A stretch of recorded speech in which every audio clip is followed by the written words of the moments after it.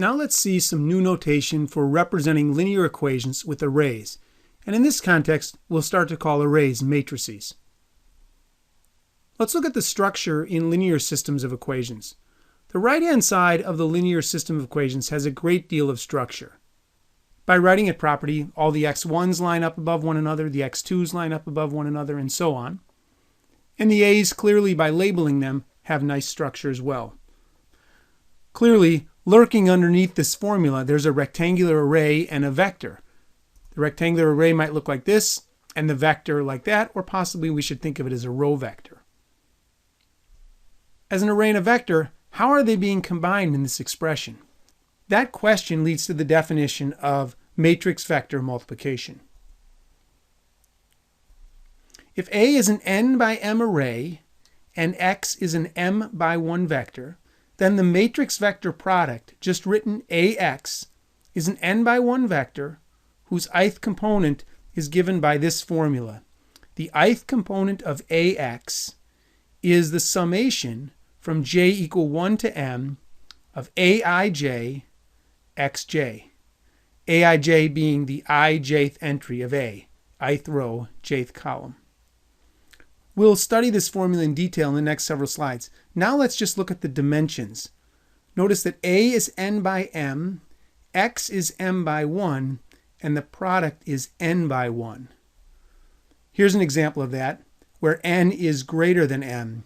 A is tall and thin, x is short, and the product AX is tall. Alternatively, here n is less than m. A is short and stout, x is long, and the product AX is short. Notice how the length of x is consistent with the column dimension of A, whereas the length of the product, AX, is consistent with the row dimension of A. Now let's look over the formula in a little more detail. Recapping, A is n by m, x is m by 1, and the product AX is an n by 1 vector defined as follows. Well, it has n components, so that's all that means. AX parentheses 1 simply means the first component of AX. So nothing's being defined there, but in this next step, we're defining it. The first element is A11 times x1 plus A12 times x2 plus A1m times xm. The second element is the same exact type of sum, but instead of the first row of the A array, it's the second row of the A array multiplying the corresponding elements of x and being added together. Finally, the nth element of AX is the nth row of the array A, multiplying the elements of x and summing together. That's exactly what this formula says. The ith element of the matrix vector product AX is defined to be the ith row of A, that's AI1, AI2, AI3, all the way up to AIM, times the corresponding entries of x, x1, x2, x3, xm, added together. This summation does represent the ith entry, in other words, the ith row of that column vector on the right. What's the purpose of writing this combination as though it's a product, A times x? Well, let's see. There's some distributive laws that hold. If A and B are arrays of the same dimension and V is a vector of appropriate dimension, then A plus B times V is A times V plus B times V. Let's go over what we actually mean by these symbols. This plus sign is the element-wise addition of n by m arrays because A and B are being added. This plus sign is the addition of n by 1 vectors because it's the addition of A times V, which is an n by 1 vector, and B times V, which is an n by 1 vector. So the left-hand side consists of one addition of n by m arrays and one array vector multiply, while the right-hand side consists of one addition of vectors preceded by two array vector multiplies. Notice these are subtly different, but the quality says the numerical value is always the same. Here's a restatement of that, and let's do the proof.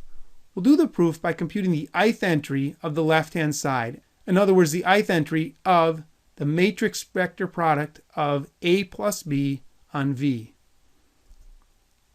There I have the ith entry of A plus B on V.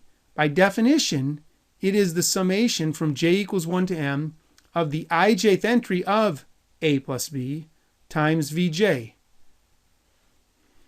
We know that the ijth entry of the sum of two arrays is the sum of the ijth entry of the arrays.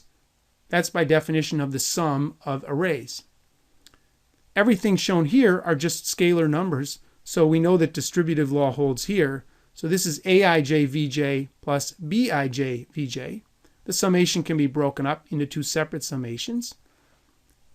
Those two terms are, by definition, the ith element of A acting on V and the ith element of B acting on V. So here I have two vectors and I'm adding their ith elements up. Well, I know that's just the ith element of the sum of those two vectors, by definition. And what we've arrived at is the ith entry of the right-hand side. So for any I, we've shown that the ith element of the left-hand side is the ith element of the right-hand side. That shows that they're always equal. Let's do another distributive law.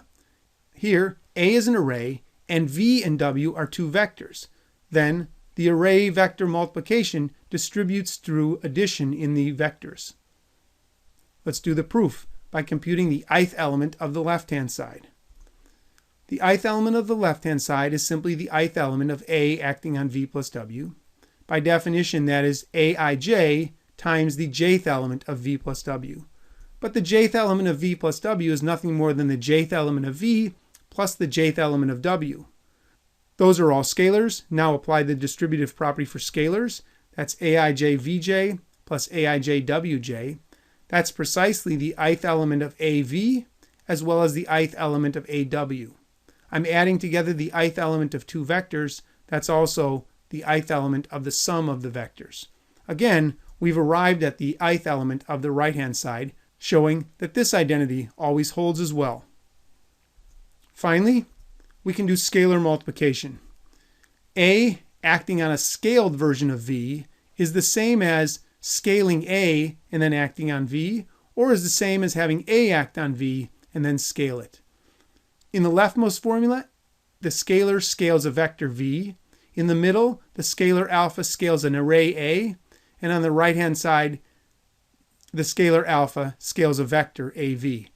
Let's do the proof, starting by computing the ith element of the left-hand side.